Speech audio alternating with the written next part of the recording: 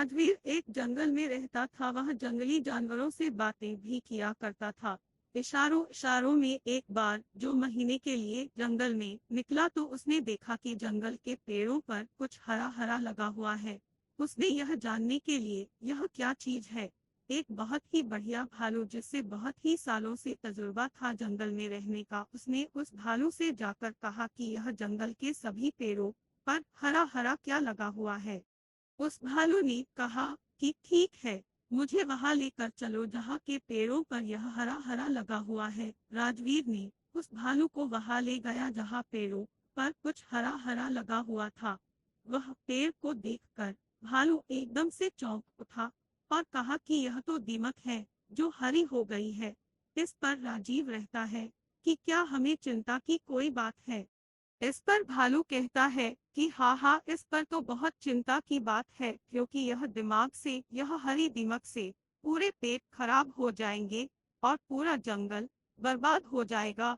इस पर राजगीर कहता है कि फिर तो हमें इस पर कुछ करना चाहिए। भालू कहता है कि हाँ हाँ, हमें कुछ ना कुछ तो करना ही चाहिए।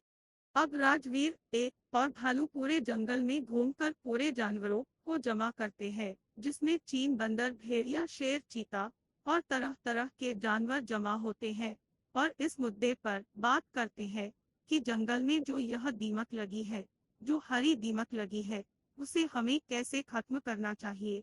इस पर सब अपनी अपनी राय देते हैं, लेकिन किसी को भी इस हरी दीमक के बारे में पता नहीं था सिवाय भालू के। भालू कहता है कि जब मैं राज दरबार में था तब वहां पर भी एक बाहरी दीमक लगी थी। उन्होंने कोई तेल उस पर लगाया था तो पूरी दिमाग जल गई थी और पेड़ सुरक्षित हो गए थे, और उस दिल की वजह से पूरी दिमाग पेड़ पर से हट गई थी।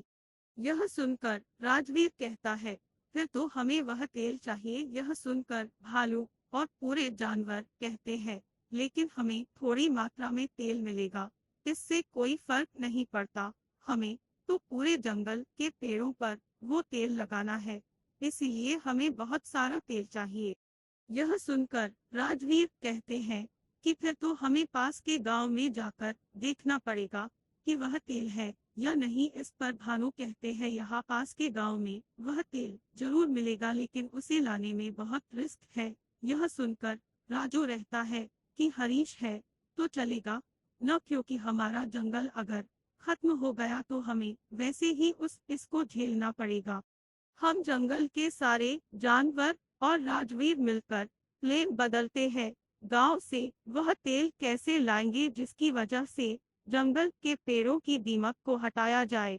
प्लान ऐसा बनता है कि सबसे पहले चील उड़ते हुए गांव के आसपास का नजारा देखती है कि कहीं इंसान तो नहीं है वहां पर, क्योंकि वह रात में जाते हैं। और जब हमें कोई नहीं दिखाई देता है तो राजगीर शेर के ऊपर बैठ कर जाता है और तेल निकाल कर लेता है और वह तेल नदी में फेंक देता है। नदी में मगरमच्छ उसका इंतजार कर रहा होता है। मगरमच्छ अपने मुंह से तेल के ड्राम पानी में बहा करके किनारे पर लाता है। वहां पर बंदर और हाथी उसका इंतजार कर रहे होते हैं और वह नदी में से तेल के ड्रम निकालते हैं और जंगल में रख देते हैं। फिर जंगल के सारे जानवर अपने हाथों से उस पेड़ के हरे धीमा कर सकते हैं। बंदर अपनी पूंछ से लगाता है, हाथी अपनी सूंड से लगाता है और बाकी के जानवर भी अपने शरीर पर लगाकर उस पेड़ को लगाते हैं।